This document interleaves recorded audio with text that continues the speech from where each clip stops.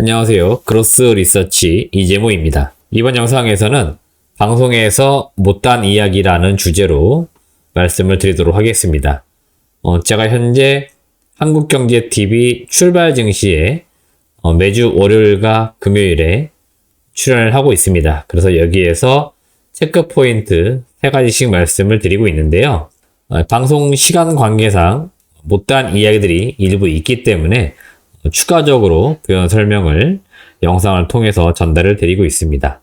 자, 우선 영상을 시청하시기 전에 구독과 좋아요, 알람 설정 한 번씩 부탁을 드리겠습니다. 네, 첫 번째 체크 포인트는 인텔의 CEO인 겔 시영어가 9일에 한국을 방한할 예정이라고 합니다.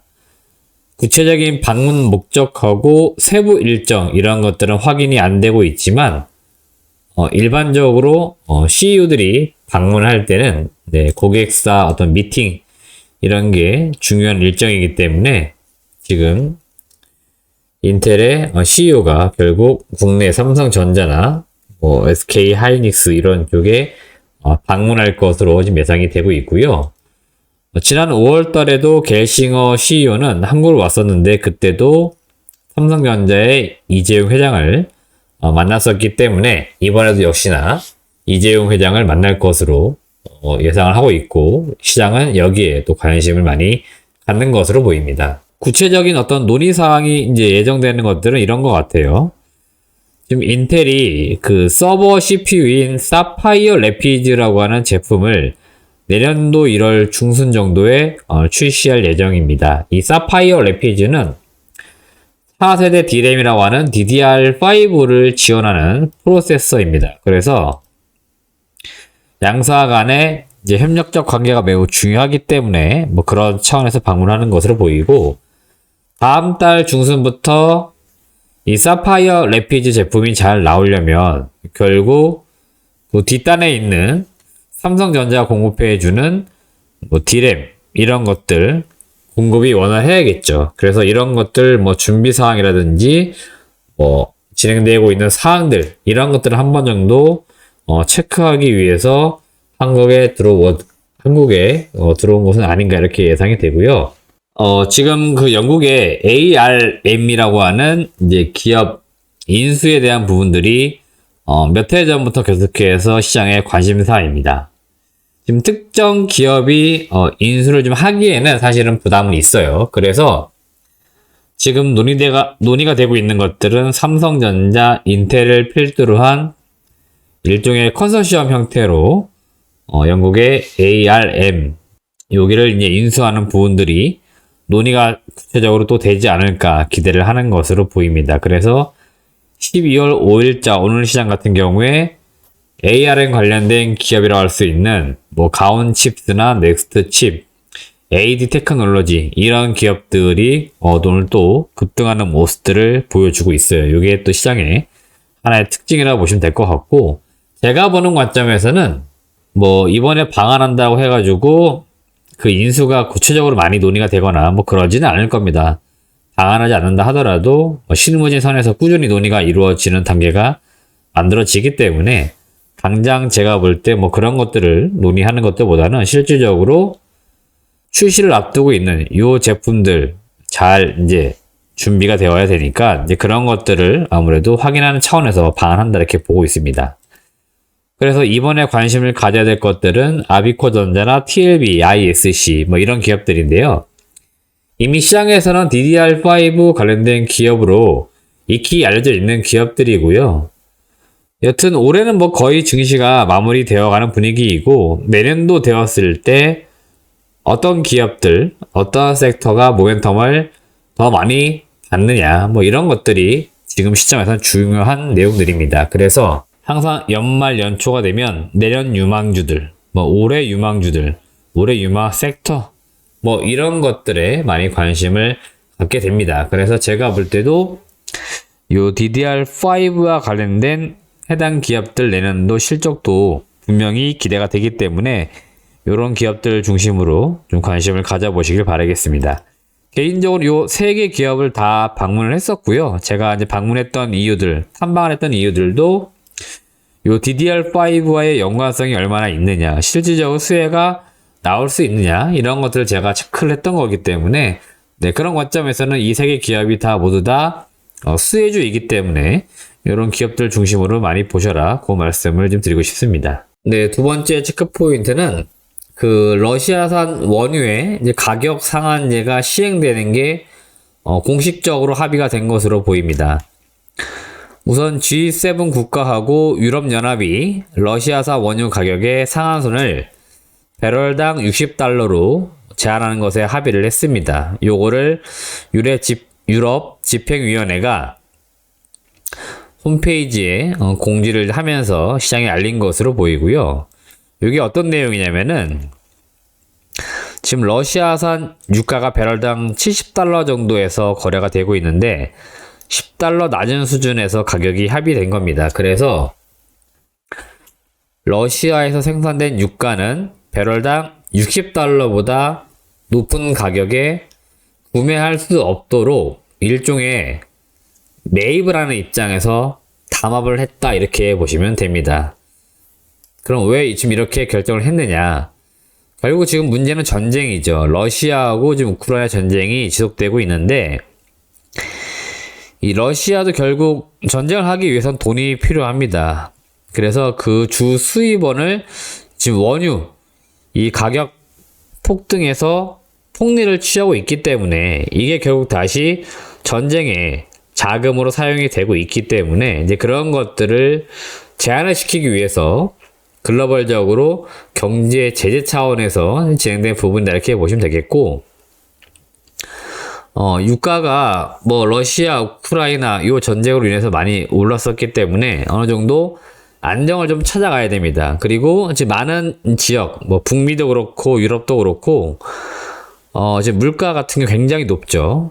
그래서 이게 지금 금리를 올리는 단초가 되고 있는데 에너지 가격이 좀 많이 내려오게 되면은 당연히 물가 지표도 많이 떨어지는 수치가 나올 거고요. 다시 그러면 금리를 내릴 만한 요인들이 만들어지는 것들이기 때문에 결국 글로벌적으로 에너지 수급의 안정성도 좀 보호를 하면서 어느 정도 가격을 좀 낮추는 효과를 만들기 위한 조치가 아닌가 이렇게 또 볼 수 있겠고요.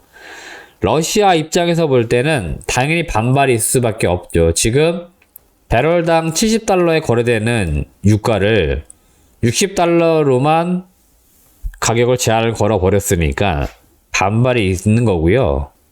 이에 따라서 러시아가 원유 이제 생산에 대해서 감산을 한다든지 또는 뭐 공급 중단 등 강경하게 좀 대응을 하겠다라고 경고를 하고 있습니다. 그래서 향후에 이 러시아가 이제 원유 생산을 좀 줄이면서 유가가 좀 방향이 가격 자체가 올라가는 것은 또 아닌가 이렇게 또 보는 전망들이 있고요.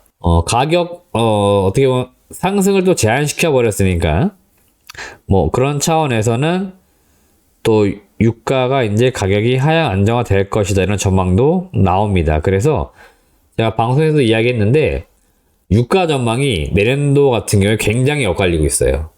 100불을 넘어간다는 이야기도 있고요. 60달러 밑으로 떨어진다는 전망이 같이 나오고 있습니다. 요거는 물론 요 20뿐만 아니고 중국 쪽에서 수요가 많이 지금 줄고 있는 상태입니다. 물론 이게 이제 봉쇄가 완화가 되면은 다시 수요가 늘 수는 있는데 요 수요하고도 굉장히 밀접하게 연관이 되어 있습니다. 그래서 이 유가가 전체적으로 지금 가격이 어떻게 될지는 아무도 장담을 못 하는데 방향성은 양방향으로 해가지고 두 가지의 시나리오를 여러분들이 그리는 게 좀 좋겠습니다. 따라서 뭐 유가와 관련된 기업들 투자하시는 분들이라면 당연히 좀 유가가 올라가길 기대하겠죠. 근데 나머지 전반적인 섹터 입장에서 볼 때는 유가가 좀 60불 아래 단계로 내려오게 되면 전체적으로 증시도 그렇고 경기도 안정화되기 때문에 일단은 다수는 아마 유가가 가격이 내려오기를 기대를 하고 있을 겁니다. 따라서 여러분들이 유가의 흐름을 보실 때 이런 것들도 좀 참고하셔가지고 보시기를 바라겠습니다. 네, 세 번째 체크 포인트는 시간의 특징주입니다. 상승 특징주 중에서는 다산 네트워크스가 지난 12월 2일 금요일장 마감하고 나서 상한가를 좀 기록한 것으로 보이는데요. 이 회사는 원래 유무선 인터넷 서비스를 위한 통신 장비를 개발하는 업체이고요. 개별 기업 이슈로는 손자 회사를 이제 흡수 합병한다. 뭐 이런 공시 내용이 있었습니다. 수익 가치하고 자산 가치가 우수한 계열 회사를 합병을 해가지고 재무 구조를 개선을 하고 경영 효율성을 강화한다. 뭐 좀 이런 내용들을 발표한 것으로 보입니다. 두 번째 기업은 이제 소프트센이라고 하는 기업인데요. 시간 내에서 6.75% 정도 올랐고, 이 회사 역시 IT 솔루션, 뭐 유지보수, 뭐 이런 서비스를 제공해주는 일종의 IT 인프라 관련된 기업이라고 보시면 되겠는데, 우선 금요일 그 시장에서 소위 말하는 원격 관련된 기업들이 좀 주가가 일부 강했었고요. 그리고 인터넷 인프라 관련된 기업들 역시 좀 동반해서 오르는 모습들이 나왔는데, 큰 틀에서 볼 때는 역시나 사우디, 네옴시티 관련된 테마가 좀 엮였다 이렇게 보시면 되겠는데, 국내 대형 병원들이 지금 이 사우디 네옴시티에 뭐 참여를 한다, 뭐 이런 소식들이 일부 전해졌습니다. 그러다 보니까, 사우디에 납품을 했던 이력을 보유했던 소프트웨어 업체들 주가가 강한 모습을 나타냈고요. 소프트센도 2014년도에 사우디에 관련된 소프트웨어를 일부 공급한 그 레퍼런스들을 가지고 있어요. 그러다 보니까 관련된 기업들이 일부 올랐다 이렇게 보시면 되겠습니다. 세 번째는 계룡건설인데요. 정규 시장에서는 하락을 했는데 시간에서 오히려 한 5.6 정도 올랐고요. 목요일 시장에서부터 평소 거래량 대비해서 한 10% 정도 이상 거래량 증가와 함께 주가가 상승으로 좀 변동성을 보이고 있습니다. 역시 네옴시티 관련돼서 중소형 건설 회사들이 최근에 주가가 돌아가면서 이렇게 올라가는 모습들이 나타나고 있습니다. 이것도 일종의 좀 하나의 현상이라고 볼 수 있겠는데요. 지금 그 네옴시티라고 하는 게 제가 이제 몇 차례 언급드렸는데요. 이게 단순 테마가 아직 아니다 말씀드렸고 그냥 하나의 도시이긴 하지만 거의 규모가 나라 하나 정도입니다. 그래서 여기에는 이제 많은 것들이 다 들어가게 됩니다. 우리가 일상적으로 사용하는 모든 것들이 들어갈 건데, 그러면 사실은 시장에 있는 모든 기업들이 다 네옴시티에 관련된 기업들이에요. 그래서 여기에서는 실질적으로 수주를 받는 기업이면 수주가 나와야 되고요. 계약이 나오려면 계약이 나와줘야 됩니다. 그 전까지는 다 테마에 좀 국한되어 있다 이렇게 보시면 되겠고, 지금 국내 건설 회사들이 이제 많이 분명히 들어가긴 할 겁니다.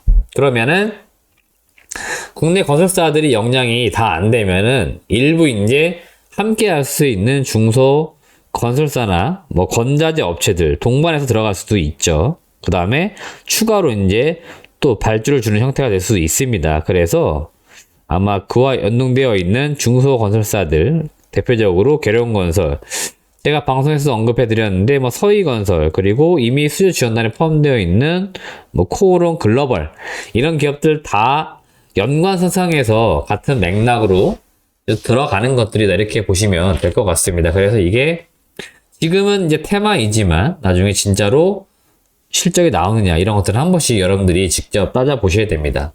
그 전에 제가 말씀을 드리고 싶은 건 뭐냐면, 계룡건설 같은 경우에 일단 펀더멘털은 괜찮아요.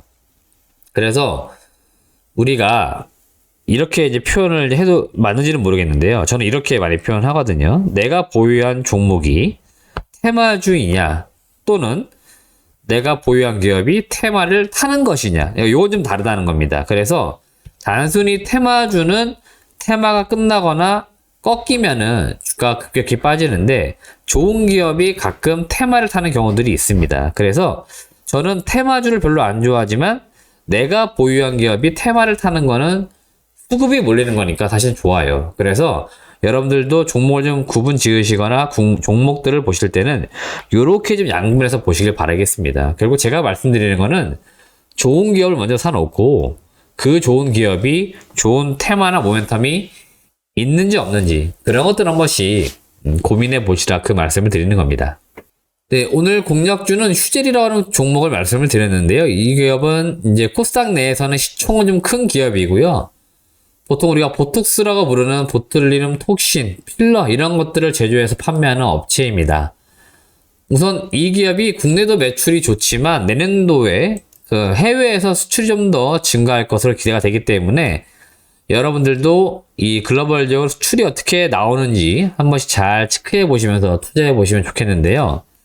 우선 미국 같은 경우에는 FDA 승인을 준비 중에 있고 이게 통과가 되면은 내년도에 미국 시장에 본격적으로 이 레티보라고 하는 제품이 런칭이 됩니다. 그러면 제품이 판매가 되면서 매출과 영업이익이 크게 증가될 수 있으니까 한 번씩 잘 보시고요. 유럽은 이미 잘 되고 있어요. 잘 되고 있는데 제품 수량을 이제 더 늘려야겠죠. 그래서 레티보 100이라고 하는 이 제품이 11월에 품목 허가를 받았기 때문에 23년도 1분기부터 해서 제품이 런칭이 됩니다. 그래서 이것도 잘 보시고요. 중국도 상당히 큰 시장인데 중국은 다 아시겠지만 봉쇄가 지금 상당히 심화가 되었기 때문에 리오프닝 속도가 굉장히 늦어요. 근데 최근에 화장품주라든지 중국 소비주들 많이 지금 올라가고 있는 이유가 중국 쪽에서 계속해서 봉쇄 완화 이야기 이런 분위기들이 만들어지고 있습니다. 그래서 그 기대감도 나올 수 있겠다 이렇게 보시면서 휴젤은 내년도에는 국내보다는 해외에서 어떠한 성과를 낼 수 있을지 한번 지켜보자 이 말씀 드리면서 휴젤은 제가 목표 주가 대략 한 15만원 정도 제시했으니까 참고하시길 바라겠습니다.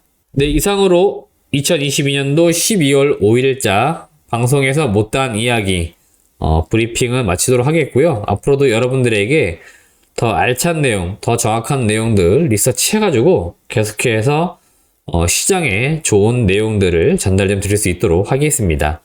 시청해주신 여러분 고맙습니다.